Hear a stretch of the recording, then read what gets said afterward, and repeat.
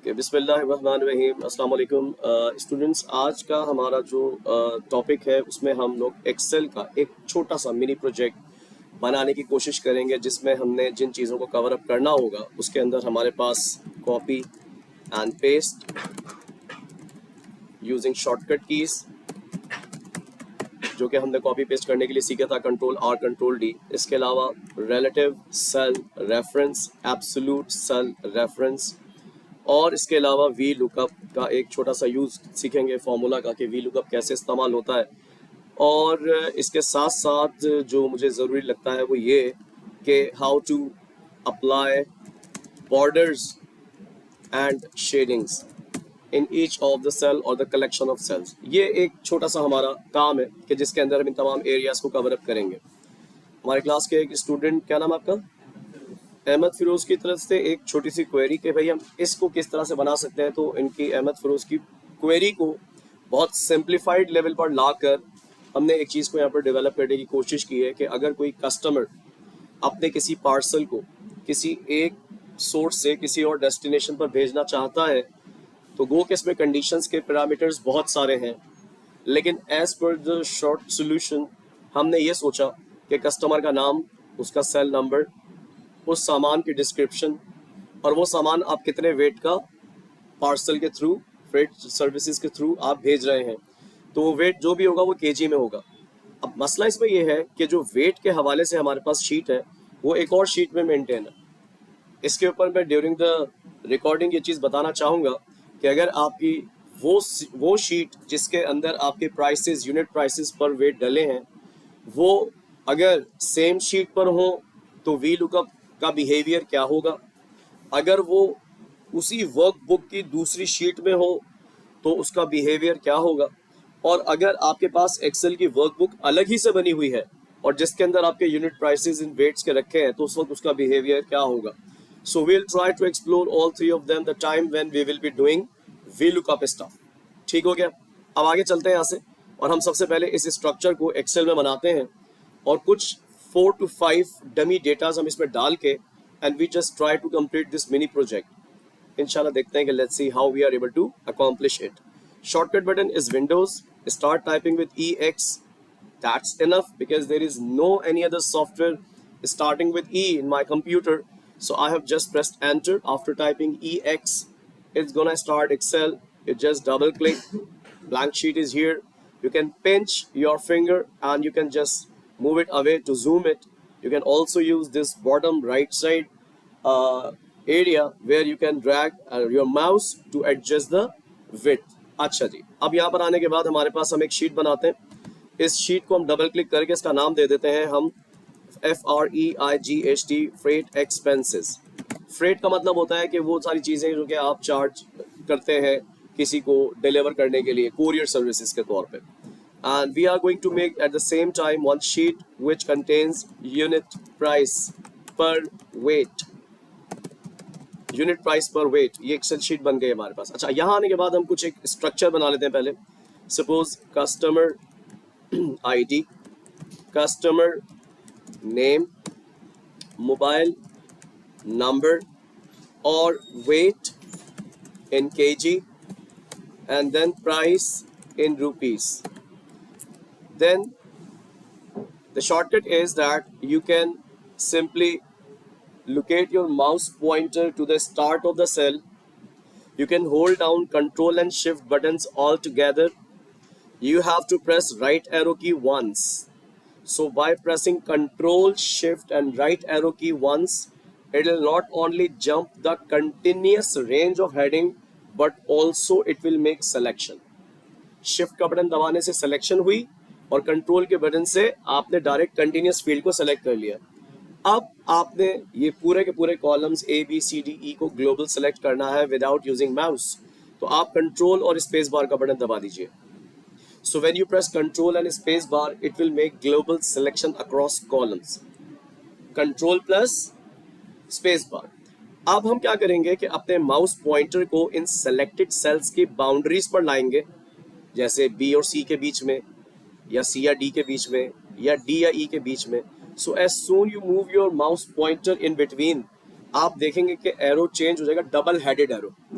Double headed arrow का मतलब left side arrow, right side arrow. यहां रहते हुए आप डबल क्लिक कीजिए, सो ये आपके जितनी भी सिलेक्टेड फील्ड्स होंगी उनको ऑटोमेटिकली कॉलम्स को ऑटो विड्थ की बुनियाद पर ले जाकर उनको डिस्प्ले कर देगा complete. Is that okay to everyone? उसके बाद हमने यहाँ पर कस्टमर्स 1 2 3 4 5 डाले और यहाँ कस्टमर का नाम A B B C C D D E डाला। यहाँ मोबाइल नंबर 1 2 3 4 5 डाला मैंने जानबूझ के, 2 3 4 5 6 डाला, 3 4 5 6 7 डाला, 4 5 6 7 8 डाला, 4 5 6 7 8 9 0 डाला। मैंने अपने हिसाब से मैंने नंबर डाल दिया dummy. You can enter the actual numbers the time you will be working on, but yes, here I would like to tell you one important thing. If for example I'm entering any number with 0321 and I'm getting this number, so when I press enter you can see that 0 is missing. 0 is missing. 0 is not displaying in Excel. So how to do with that? You need to press apostrophe. Apostrophe key is just after semicolon. You press apostrophe key and you write 0321 and whatever be the number and you press enter. Now this numeric field is saved as a text, right? So इसका मतलब ये हुआ कि वो 0 जो missing हो रहा था मोबाइल नंबर्स में वो आप इस पे ला सकते हैं। क्लियर हो गई बात? ओके, वेट इन केजी के लिए हम पहला काम ये करते हैं कि अपनी यूनिट शीट को मेंटेन कर लेते हैं। यहाँ हमने डाल दिया सीरियल नंबर, यहाँ हमने डाल दिया वेट इन केजी और यहाँ हमने डाल दिया यूनिट प्राइस पर केजी। तो 1 2 3 4 5 6 7 8 9 10 मैं थोड़े से वेट ज़्यादा डालना चाह रहा हूँ ताकि हमारे पास इसकी प्रिसिशन और चीज़ें ज़्यादा अच्छे तरीके से हो। 0.5 और इसके अंदर सबके अंदर 0.5 का डिफरेंस आएगा हर बार, तो मैंने 0.5 का फॉर्मूला लगा के इसको डबल क्लिक कर दिया। सो इट इज़ इट। आपने यहाँ से इसको कॉमा स्टाइल लगा के इसको 1 डेसिमल पर साथ साथ फॉर्मेट भी कर दिया। Now it looks good. अब क्योंकि ये फॉर्मेट हुआ है एज अ नंबर, सो आप इसको सेंटर लाइन नहीं कर सकते, ठीक है? सो इट इज़ ओके कि we got these all weights in 1 decimal place value. अब हम इसमें यूनिट पर केजी के हिसाब से पहले डालने से पहले वही शॉर्टकट लगाएंगे जो पहले लगाया था, लेकिन मज़ा नहीं आ रहा है इसके अंदर क्योंकि इसके अंदर हमारी ये वाली फील्ड का साइज़ कुछ ज़्यादा ही बड़ा हो गया, नागुज़ीर हद तक काफ़ी बड़ा हो गया। तो इसका भी एक शॉर्टकट लगाते हैं, इसको सेलेक्ट करते हैं, make it sure that you are on home tab. There is one option of wrap text option. Wrap text option मैं आपको दिखा देता हूँ ताकि आप तमाम बच्चों को ये क्लियर हो जाए। I am just zooming it up. जब आप होम टैब पर होंगे तो होम टैब पर ये जो लिखा हुआ है ए बी और सी नेक्स्ट लाइन पर आ रहा है, this is called as wrap text. Wrap text का फायदा क्या होता है कि ये एक ही सेल में रहते हुए अगर आपकी इन्फॉर्मेशन कंप्लीट नहीं आ रही तो वो रैप अप होकर दूसरी लाइन को कंटिन्यू कर देगा। अभी आपको दिखाते हैं। अब आप आइए दोबारा यहाँ पर, मैं इसको दोबारा मिनिमाइज करने लगा हूँ। अब जब मैं यहाँ आने के बाद ग्लोबल सिलेक्शन करके और इस फील्ड को चाहूँगा कि इसकी विड्थ को सेट करूँ, तो आप देख सकते हैं कि now it is coming exactly in 1 cell. फायदा क्या हुआ कि मैंने इसको रो और कॉलम दोनों के हिसाब से एडजस्ट कर लिया। Is that clear to everyone? Any question till now? हमने यहाँ पर यह भी सीख लिया कि अगर हमारे पास नंबर ऑफ कॉलम्स ज़्यादा हो और इस बात का शक हो कि नंबर ऑफ कॉलम्स की हेडिंग ज़्यादा बड़ी होने की वजह से आपकी शीट बुरी लग रही है, तो आप उन नंबर ऑफ कॉलम्स जिसके अंदर आप वैल्यूज़ डाल रहे हो उन सबको ग्लोबल सेलेक्ट करके रैप टेक्स्ट की हेडिंग लगा के और उन सबकी कॉलम विड्थ को 1 कर दो। So it looks good. बहरहाल यहाँ तक हम पहुँच गए। अब हम यहाँ पर वेट डालते हैं। वेट अपनी मर्जी का हम डाल देते हैं, रैंडमली वैल्यूज़ डाल रहे हैं। सपोज 12.5 अगर 1 किलो का है तो लाइक 17.95, अगर 1.5 का 0.5 के डिफरेंस हम वैल्यू इंक्रीज कर रहे हैं। लेट्स सीधा देखते हैं इसके अंदर और कौन कौन से ऑप्शंस हमारे पास अवेलेबल हैं। ऑल्ट EIS ऐसे ही मेरे जहन में आया कि मैं इसको बढ़ा दूं। ये एक सीरीज का ऑप्शन होता है एक्सेल के अंदर, वो मैं आपको बाद में बताऊंगा। ऑल्ट EIS, ऑल्ट E का मतलब इंसर्ट, E का मतलब सीरीज, S का मतलब कि सीक्वेंस को कॉपी कर दो। ऑल्ट EIS, ठीक है? बहरहाल इसको हम बाद में कवर अप करेंगे इन डिटेल। टाइम कम था लिहाजा मैंने यहाँ पर वेट के वैल्यूज डाल दी। All okay till here? Now we are coming up to the freight sheet और यहाँ आने के बाद अब हम वेट की वैल्यू डालते हैं। हमने कितना वेट डाला है यहाँ पर? 0.5 से लेके कहाँ तक? 5 kg तक। सो मैंने आपको एक फॉर्मूला बताया था कि अगर 0.5 से लेके और 4.5 तक कोई वैल्यू जनरेट करनी हो तो हम क्या फॉर्मूला लिखेंगे? Is someone going to recall me that? Rand between 0.5 से लेके 5 तक मैंने कहा कि वैल्यूज को जनरेट कर दो, और यहां से आगे मैंने इसको कॉपी डाउन कर दिया। बट द प्रॉब्लम इसके अंदर आप देखेंगे कि डेसिमल वैल्यू इसमें इंक्रीज नहीं हुई है, क्योंकि हमने इसको रैंडमाइज करवाया था। तो हम इसको हैंड कोडेड डाल देते हैं 1.2, 1.2, 1.5, 1.8, 2.5, 3.9। हम इन वैल्यूज को बाद में चेंज भी करेंगे। अब हमारा असल काम शुरू होता है यहाँ पर, ठीक है।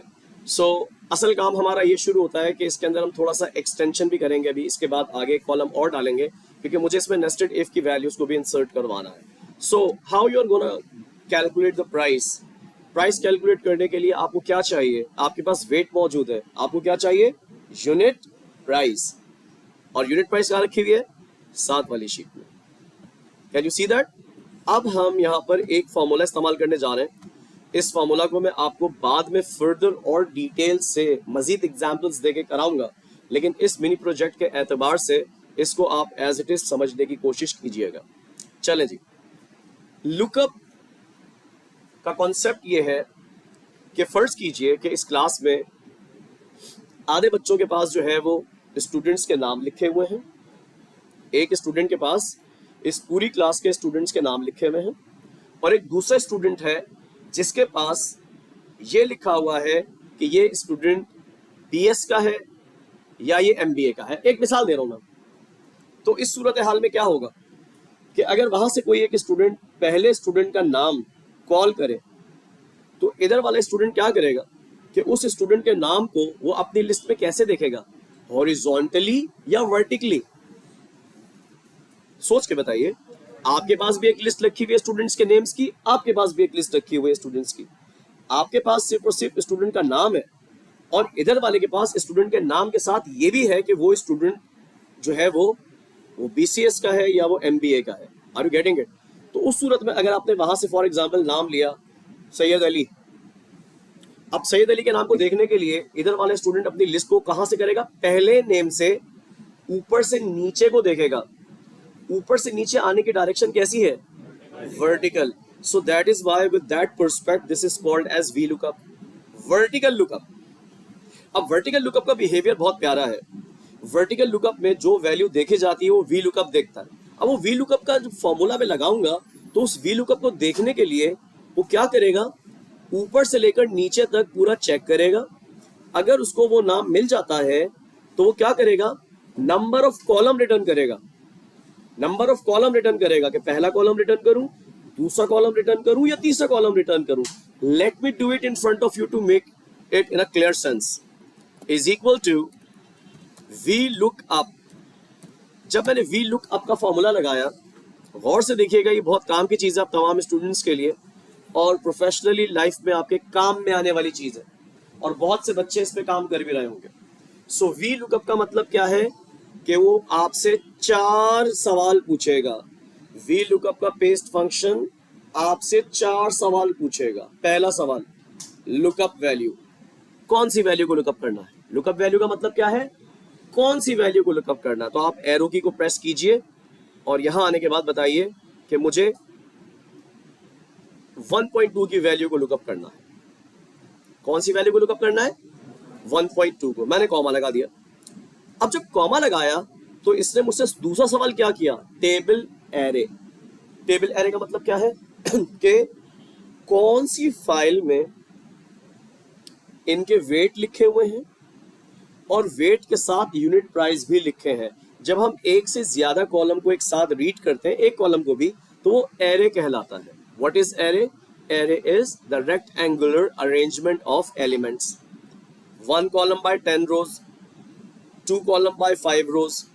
ठीक है, तो अब मैं ऐसे कॉमा डालने के बाद क्या करूंगा कि मैं जाऊंगा यहां पर अपनी कौन सी शीट पे, यूनिट प्राइस की शीट पे, और यहां जाने के बाद मैं अगर चाहूं तो मैं कहां से सिलेक्शन करूंगा, मैं लुकअप क्या कर रहा हूं, मैं किस चीज को लुकअप कर रहा हूं, जोर से बोलिए, वेट को। तो मुझे स्टार्टिंग वैल्यू भी कौन सी रखनी चाहिए, वेट। क्या ऐसा पॉसिबल है कि मैं इस कॉलम को सीरियल नंबर को ले लूं? ये एक इंपॉर्टेंट पॉइंट है।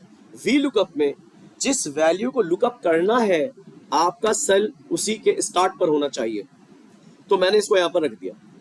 अब मुझे इसके साथ साथ यूनिट प्राइस भी चाहिए और जितने भी वेट्स हैं वो सब के सब सेलेक्ट करूं, तो अब मैं यहाँ पर शॉर्टकट लगाऊंगा, शिफ्ट राइट एरो की, मैं माउस यूज नहीं कर रहा, शिफ्ट राइट एरो की, उसने अगले सेल को सेलेक्ट कर लिया, कंट्रोल शिफ्ट ऑल टुगेदर और डाउन एरो की वंस।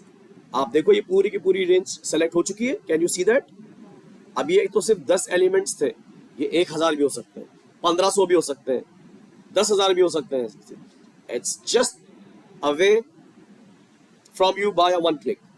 अब जब ये सारा काम हमने कर लिया, तो अब यहां आने के बाद हम एक चीज देखते हैं कि हमारे पास जो सेल एड्रेस लिखा आ रहा है B2 से लेके C11, क्या लिखा आ रहा है, B2 से लेके C11, लेकिन B2 और C11 को अगर एंकर लगाए बगैर छोड़ दिया और अगर मैं इसको ड्रैग करूंगा, तो ये B2 बाय बिहेवियर क्या बन जाएगा, B3।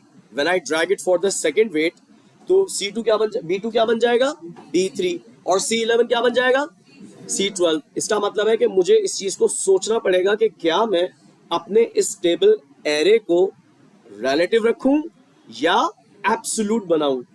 तो मैंने डिसाइड किया इट मस्ट बी एब्सोल्यूट, ताकि एब्सोल्यूट का मतलब है कि जब मैं इसको बाकी प्रोडक्ट्स के लिए ड्रैग करूं तो एरे की रेंज चेंज ना हो, फिक्स हो जाए। तो इसके लिए मुझे F4 का बटन दबाना पड़ेगा। मैंने F4 का बटन दबा दिया, इसने $B, $2, $C, $11 करके इस रेंज को लॉक कर दिया, एब्सोल्यूट बना दिया। यहां तो कोई मसला। अब मैंने दोबारा कॉमा लगाया, जब थर्ड टाइम कॉमा लगाया तो इसने मुझसे पूछा रिटर्न कॉलम इंडेक्स नंबर। भाई पहला कॉलम तो पहले कॉलम से मैच हो गया, पहला कॉलम तो पहले कॉलम से मैच हो गया, मुझे चाहिए यूनिट प्राइस। यूनिट प्राइस कौन से कॉलम में लिखा है इसके रिस्पेक्ट से, सेकंड कॉलम में। कॉलम से कॉलम प्रोडक्ट का मैच कर लिया मैंने, तो अगला कॉलम जो मेरा यूनिट प्राइस में है वो किसका है, यूनिट प्राइस का। तो मैंने कहा भाई मुझे रिटर्न कर दो (2), मुझे सेकंड कॉलम रिटर्न कर दो। सो मैंने यहाँ पर क्या किया कि कॉमा के आगे 2 लिख दिया, कॉमा के बाद 1 लगाया। 1 लगाने के बाद ये मुझे ऑप्शन दे रहा है ट्रू और फॉल्स। जब हम VLOOKUP का फॉर्मूला लगाते हैं, तो VLOOKUP का फॉर्मूला लगाते वक्त हमारे पास 2 ऑप्शन होती है। एक ऑप्शन ये होती है कि जो लुकअप वैल्यू उस एरे में जाकर लुकअप की जा रही है वो एग्जैक्ट मैच हो। अगर वो 1.51 है तो 1.51 ही होनी चाहिए, लेकिन अगर मैं इसको फॉल्स कर दूं तो वो प्रेडिकेट करेगा। प्रेडिकेट का मतलब अगर उसको 1.9 देता हूं और उसको 1.5 की वैल्यू लुकअप करनी है, तो 1.9 से बड़ी जो भी इमीडिएट वैल्यू होगी वो उसको उठा लेगा। And that was our objective as well. So इसको हम मजीद डेमोन्स्ट्रेट करेंगे। तो मैंने यहां पर इसको कर दिया फॉल्स। फॉल्स करने के लिए मैंने इसको क्या कर दिया, 0, बल्कि अप्रोक्सीमेट मैच करते हैं हम इसको। अप्रोक्सीमेट मैच के लिए मैंने इसको 0 की जगह क्या कर दिया, 1 कर दिया।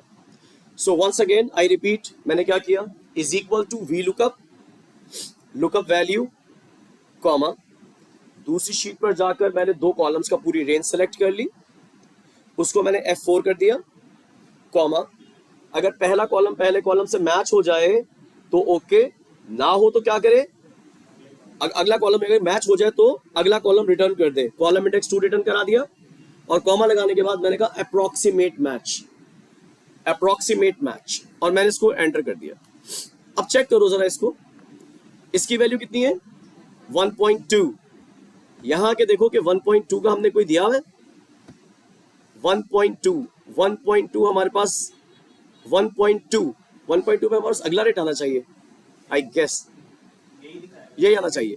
1.2 1.5 से छोटा है, तो उसने क्या किया, हमें 17.95 का रिटर्न कर दिया, विच इज राइट।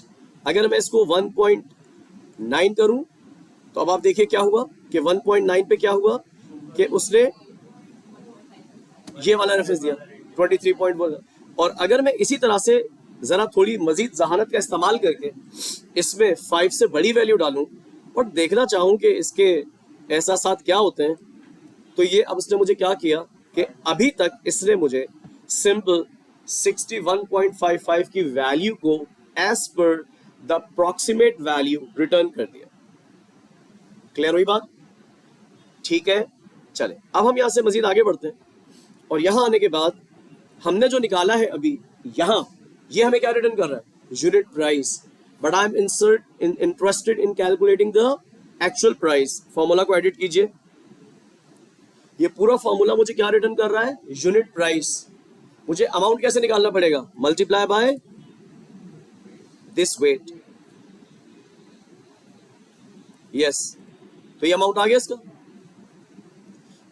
5.1 को उसने उसके अप्रोक्सीमेट यूनिट प्राइस से मल्टीप्लाई करके इन रुपीज आपको दे दिया। अब मैंने यहां पर इसको डबल क्लिक कर दिया फिल हैंडल पे जाके। So it is working for all, it's working for all. Zero डाल दूंगा तो क्या आएगा? क्या लिखा आया? Not available. इसका मतलब है इसका भी ट्रीटमेंट करना पड़ेगा। अगर मेरी शीट के ऊपर नॉट अवेलेबल का मैसेज आ रहा है तो ये तो गलती है। ये फॉर्मूला समझ में आया? यहां तक परेशान तो नहीं है? मैं ऐसी आपको 10 एग्जांपल्स कराऊंगा, बट इस प्रोजेक्ट के लिए ये एज इट इज आपने ऐसे प्रैक्टिस करनी है। चले यहां पर आने के बाद मैंने इसको एडिट किया। इस पूरे फॉर्मूला को इज इक्वल टू के बाद से लेके कंट्रोल एक्स कर दिया। क्या कर दिया मैंने? कंट्रोल एक्स कट कर दिया। क्यों? क्योंकि मैं यहां लिखना चाहता हूं if N A. If N A भी एक फॉर्मूला है। इफ एन ए का मतलब है कि अगर आपके इस सेल में एन ए का जो वैल्यू आती है इफ एन ए, तो वो कहेगा भाई किस पर? मैंने कहा कि अगर मैं ये फॉर्मूला लगाऊं और इस फॉर्मूला के लगाने पर मेरे पास नॉट अवेलेबल का मैसेज आए तो क्या करो? कॉमा डाल के मैंने कहा यहां पर एक डैश लगा दो। इसको मैंने कोटेशन में बंद कर दिया। लेट्स सी, खत्म हो गया एरर। Error is gone. इसी तरह से अगर अब मैं 0.5 की वैल्यू डालूंगा इट इज वर्किंग फाइन, लेकिन जैसे ही मैं इसमें -1 की वैल्यू डालूंगा वो क्या कर देगा? आपको ज्यादा समझाएगा नहीं, वो कहेगा dash nothing. Does it make sense to everyone? अच्छा चले, ये बात भी क्लियर हो गई। अब मसला ये है कि मुझे यहां पर इन तमाम के तमाम रेट्स को बढ़ाना पड़ेगा ताकि मैं इसके ऊपर इफ और नेस्टेड इफ की कंडीशंस लगाकर इसके ऊपर जीएसटी भी कैलकुलेट करूं, जिसके बगैर ये शीट नामुकम्मल है। सही? So let's do one attempt. अगर मैं इस सेल को मल्टीप्लाई बाय 1000 करूं तो ये वैल्यूज थोड़ी आ जाएंगी अच्छी खासी। अच्छा, लेकिन मसला ये है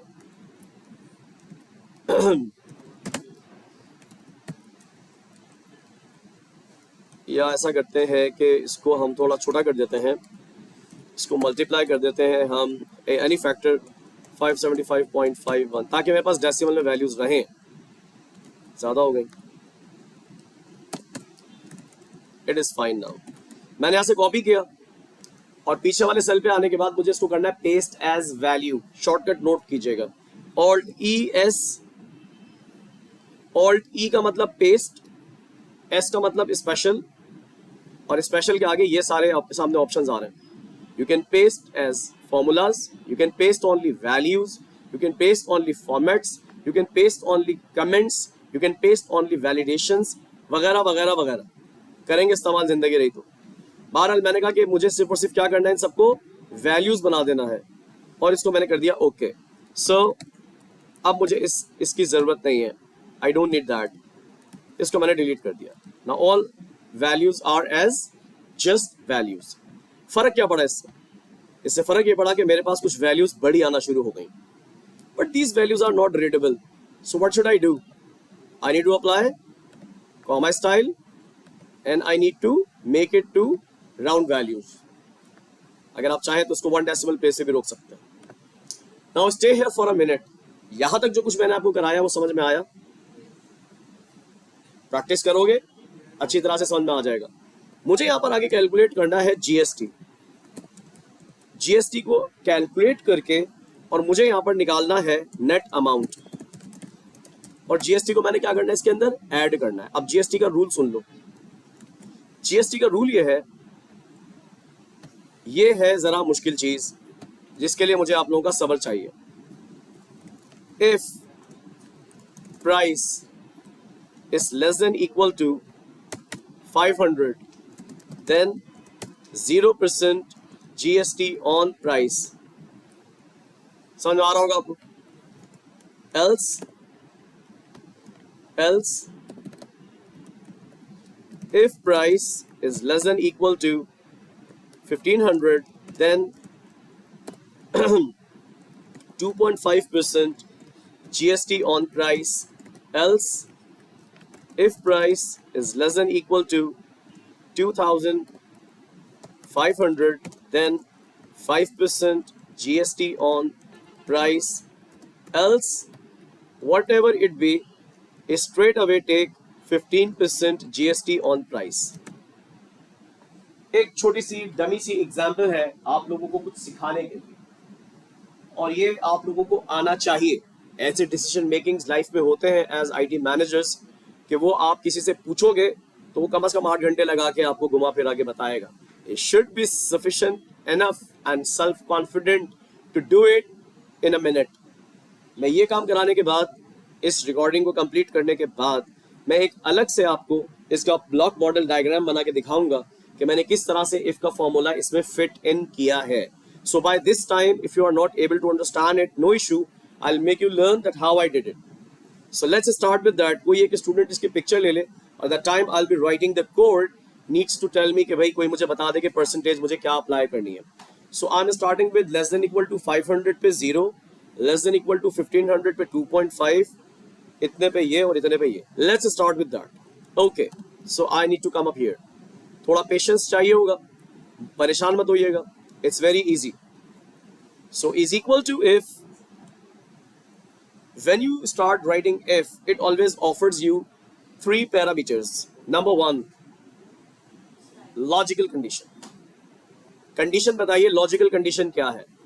So logical condition का मतलब amount less than equal to what और greater than equal to what. तो इसका मतलब है कि logical test का मतलब ये है कि logical value देनी है, और when we provide logical value, it is gonna return true or false. अगर ये लॉजिकल टेस्ट ट्रू होता है तो कॉमा के बाद वाली जो भी मैंने कंडीशन लिखी है means the second parameter is going to execute, whereas third parameter is going to get eliminated. But if my logical test returns false value, my second value will be skipped and my else condition is going to execute. Let's see how I'm taking care of it. Let's see. मैंने यहाँ लिखा if I click this price value E2 and I said if this is less than equal to 500, so this is my logical test.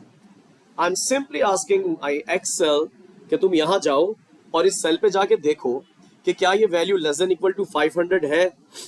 अगर है तो क्या करो, इस value को मल्टीप्लाई कर दो 0 से, क्योंकि इसका जीएसटी 0 है. क्लियर हुई बात?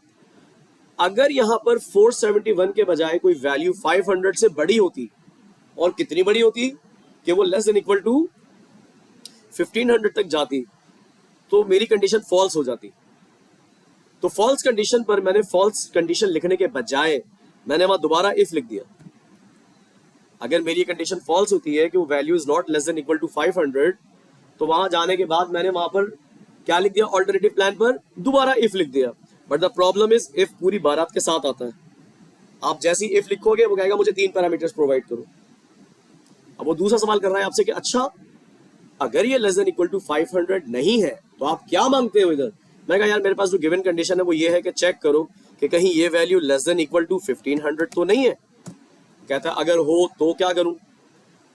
तो हमने कितना परसेंट ले रहे हैं, 2.5%. मैंने कहा ऐसा करो कि इस वैल्यू को उठाओ और मल्टीप्लाई कर दो 2.5 पर का मतलब डिवाइडेड बाय, सेंट का मतलब 100.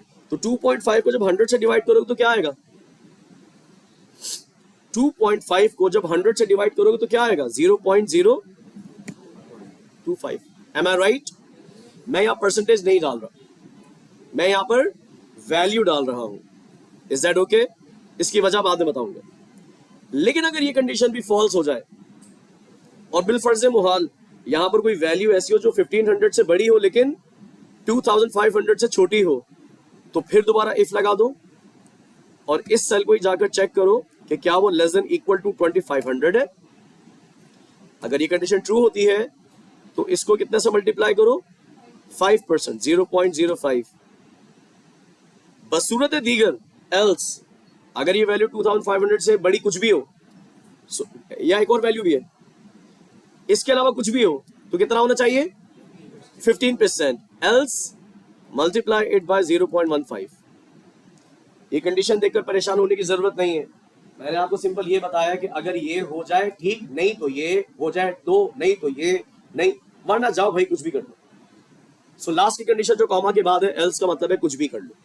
सो शिफ्ट के साथ आप ब्रैकेट क्लोज कर सकते हो, लेकिन जब मुझे एक्सेल एक फीचर दे रहा है खुद से ब्रैकेट क्लोज करने का, तो मैं क्यों करूं।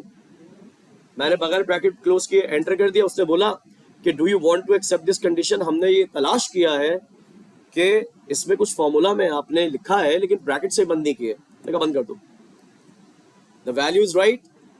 मैंने यहां पर आने के बाद लिखा 3.5। ओहो, इसके ऊपर तो टैक्स आ गया, जीएसटी आ गया। Now how I am going to check this GST. अब मैं इस जीएसटी की वैल्यू को जो मेरे पास आई है, how I am gonna check it. इसको चेक करने का कोई ना कोई तरीका मेरे पास इमीडिएटली होना चाहिए। आइए चेक कर लेते हैं। एक रफ सेल पे गए, यहां जाके लिखा इज इक्वल टू, जो वैल्यू कैलकुलेट हुई है उसको किया सिलेक्ट, डिवाइड किया ओरिजिनल वैल्यू से और एंटर कर दिया। 0.02 क्या बता रहा है कि हमारे पास कितनी परसेंटेज थी, 0.2%। हमने कहा था कितना, 20%। Is it 20%?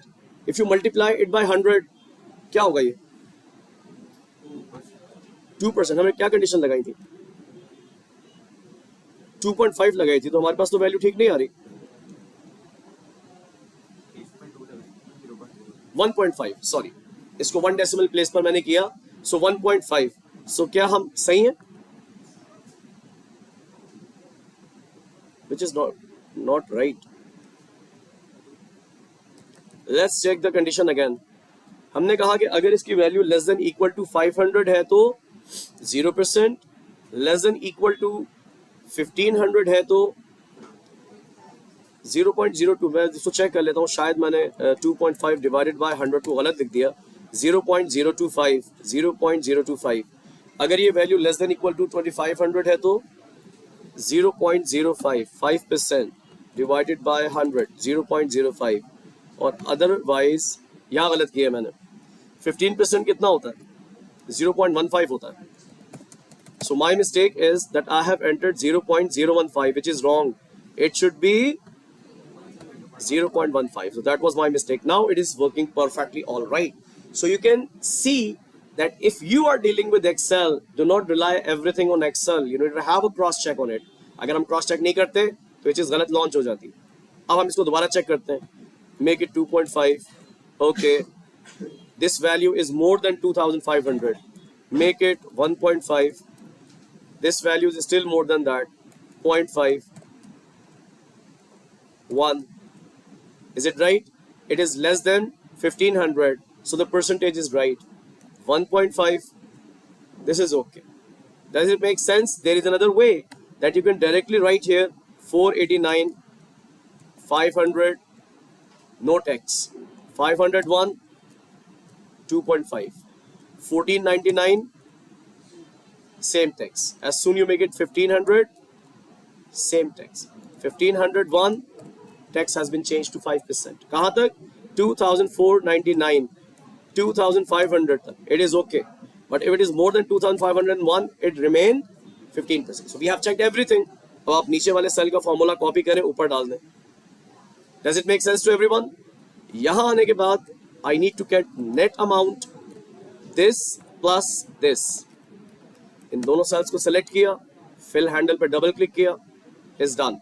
अगर आपके सेल पर ये चैनल कोड आए तो इसका मतलब ये है कि आपके पास वैल्यूज की जगह कम है। सो इस पे कॉमा स्टाइल अप्लाई कीजिए और अप टू 1 डेसिमल रख दीजिए, so it works fine. Is that clear to everyone? यहां तक हमने अभी इफ की कंडीशंस तक ये सारी चीजें की। आखिरी चीज, just to end it up, मैंने यहाँ पर इन सबको सेलेक्ट किया। कैसे किया? Control shift right arrow key and down arrow key, right से आखिर में गया, हॉरिजॉन्टली और वर्टिकली। शॉर्टकट बता रहा हूं, alt H B A, alt H का मतलब होम, बी का मतलब बॉर्डर, ए का मतलब all borders. Alt H B A, alt H B A का मतलब कि होम पे जाओ, बॉर्डर लगाओ, ऑल। लेकिन मैंने कहा ऐसा थोड़ी चल रहा है, कस्टमर की इंफॉर्मेशन तक जो चीजें आ रही हैं इसके ऊपर एक बोल्ड लाइन होनी चाहिए, alt H B T. H B T का मतलब क्या है, होम पे जाओ, बॉर्डर लगाओ मगर थिक, टी का मतलब क्या है, थिक। इसी तरीके से यहां पर जो मेरी प्राइस कैलकुलेट होके आ रही है, मैं इसके ऊपर कुछ कलर कोड डालना चाहता हूं। So where should I go,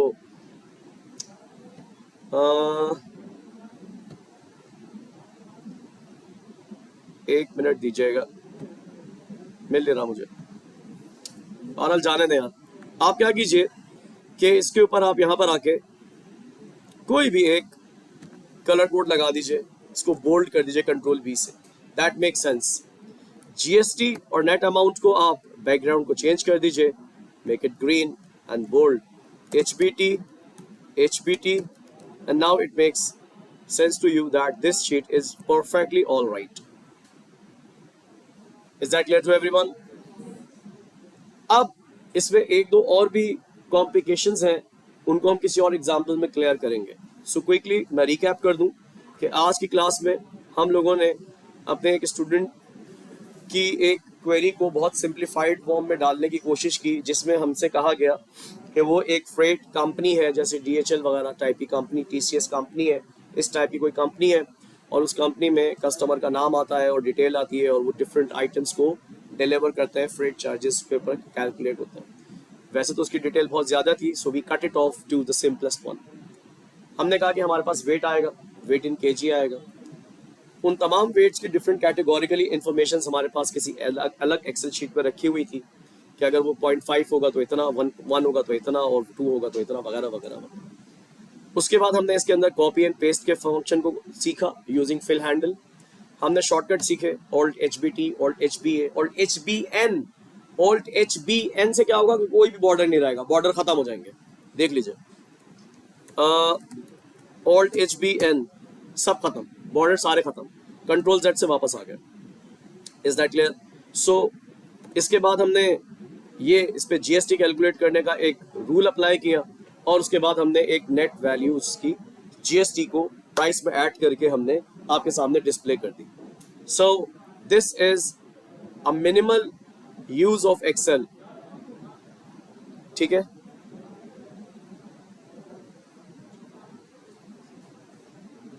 okay, I guess it's okay. तो कोई क्वेश्चन अगर किसी को हो इस हवाले से, कोई सवाल हो, कोई आपकी तरफ से कोई ऐसा क्वेश्चन जो इसके अंदर फर्दर वैल्यू ऐड कर सके, otherwise I'm just stopping this recording. No question? All clear? Okay, thank you.